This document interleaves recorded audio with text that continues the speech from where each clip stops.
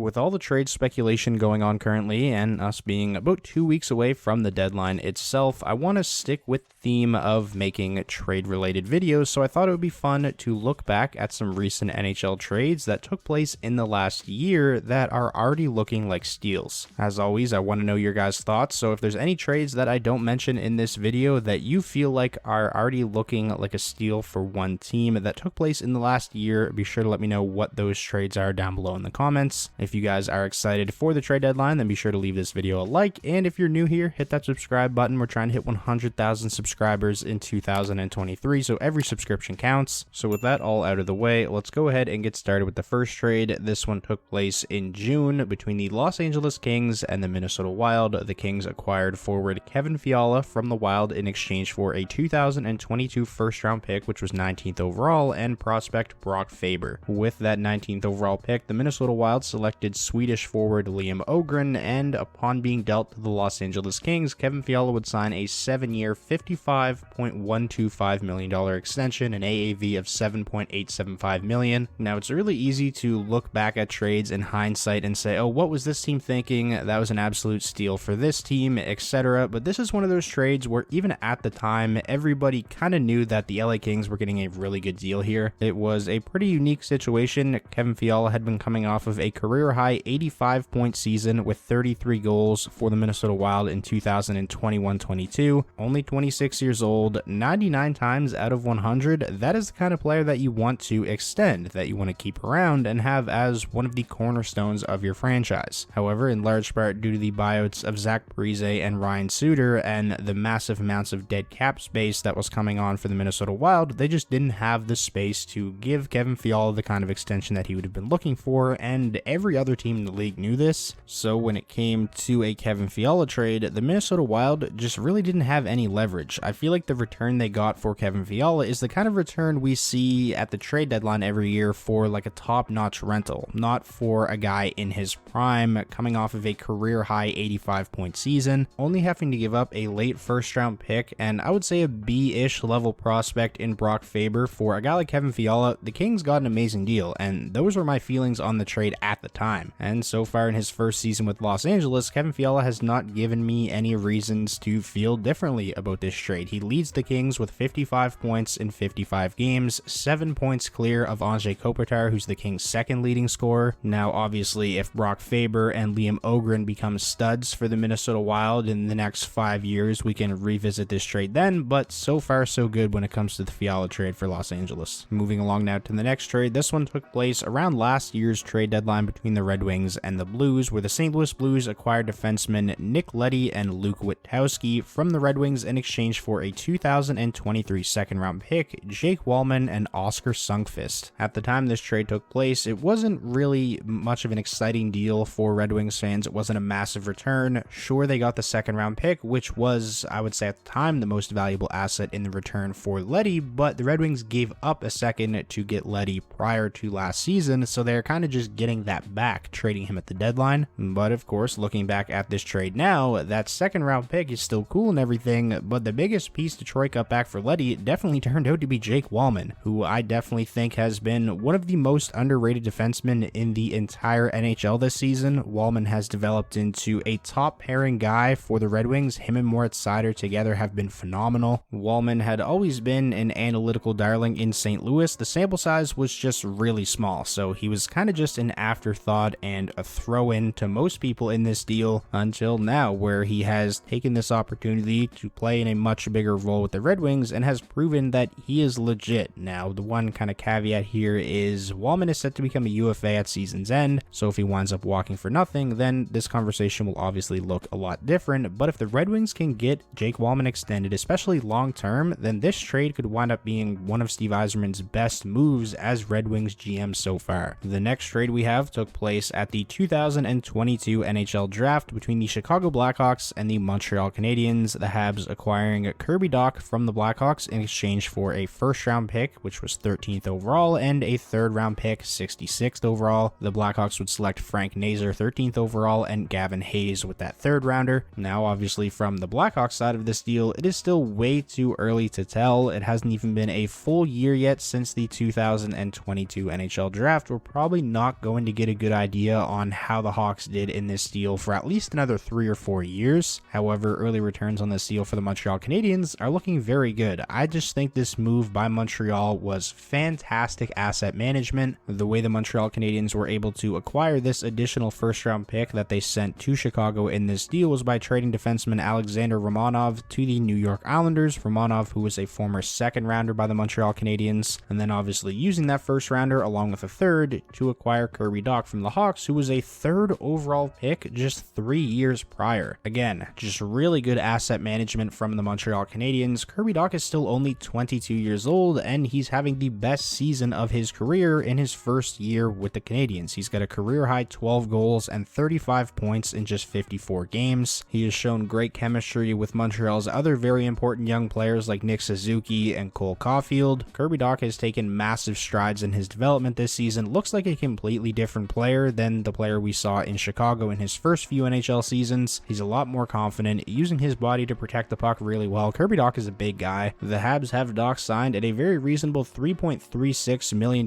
cap hit through 2025-26, and upon expiry, he's still an RFA. This is a guy who's going to be a really important piece for Montreal for a long time. The fact that they were able to turn Alexander Romanov and a third-round pick into Kirby Dock, I'd say they did really well. The next trade we have took place in July, a good old one-for-one swap between the Boston Bruins and the New Jersey Devils. Pavel Zacha for Erik Haula. This was one of those classic change of scenery trades. Pavel Zacha was a 6th overall pick by the Devils back in 2015, had a couple of strong seasons, but it was clear that he was never going to develop into the player that they wanted him to be, so they decided to move him to the Bruins for Erik Haula, who, don't get me wrong, has been a useful player for the New Jersey Devils this season, but he's a 31-year-old who's going to be a UFA at season's end, and in Pavel Zacha's case, he's 25 years old and is really now just hitting his stride. He is fit like a glove in Boston, already a career-high 37 points in just 54 games, and in this new opportunity, it's not like the Boston Bruins were ever expecting him to live up to being a 6th overall pick, which was kind of always like a dark cloud hanging over Pavel Zacha in New Jersey. Zacha has been a fantastic, versatile middle six player for the Bruins this season, complements guys like David Krejci and David Pastrnak very well, and thanks to his really strong play with the Boston Bruins, Pavel Zacha earned himself a nice contract extension that'll pay him $4.75 million per season through 2026-27. He's going to be a key contributor for Boston for a long time. Getting a player like that for a guy in Erik Haula who was never really going to factor into the Boston Bruins' long-term plans or be that much of a game changer for them, pretty fantastic deal for the Bruins. This next trade is a really obvious one. I'm sure you all expected to see this in the video. This one taking place at last year's trade deadline between the Montreal Canadiens and the Florida Panthers. The Panthers acquiring defenseman Ben Chiarot, 50% retained from the Habs in exchange for a 2023 first, a 2022 fourth, and prospect Ty Slamanik.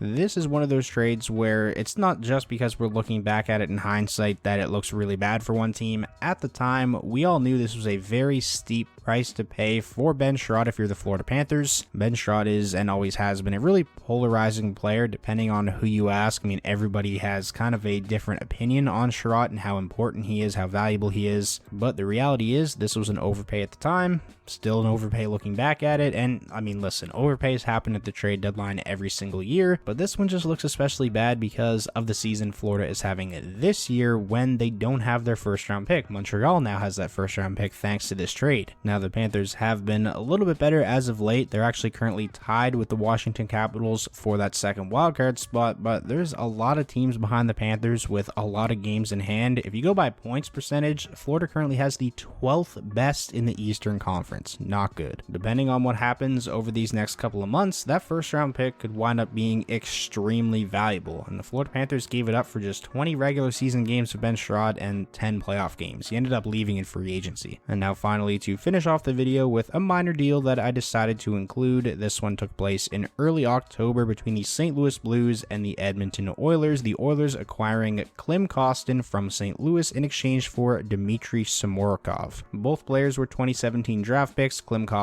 31st overall in the first round, and Samorukov 84th overall in the third round. This has turned out to be a sneaky good deal for the Edmonton Oilers. I've really liked Clem Kocur's game for them this season, while Samorukov, on the other hand, he's just, a big physical minor league defenseman at this point. Clem Kocur has carved out a nice role for himself as a bottom six energy forward for the Edmonton Oilers. He's got a career high 14 points in 38 games, had a couple of assists against the Red Wings the other night where I thought he played really well, really patient with the puck on his stick in the offensive zone, great forechecker. At this point, is Clem Kocur somebody who moves the needle all that much for the Oilers? Probably not, but getting a young former first round pick who's just now starting to find his way at the NHL level and has done well in a very limited role for a defenseman who just really wasn't going to factor in to the Edmonton Oilers' plans. I think this has turned out to be a great deal for Edmonton, a sneaky good deal. So that is going to wrap up today's video. Those were some recent NHL trades that I believe are already looking like steals for one team. Like I said at the beginning, if there's any trades that I didn't talk about in this video that you can think of, be sure to let me know what those trades are down below in the comments. Again, if you guys enjoyed this video and you're excited for the deadline, please be sure to leave it a like. That's the best way to show your support. And most importantly, if this was your first time checking out the channel and you want more NHL content just like this, be sure to hit that subscribe button, and I will talk to you all soon.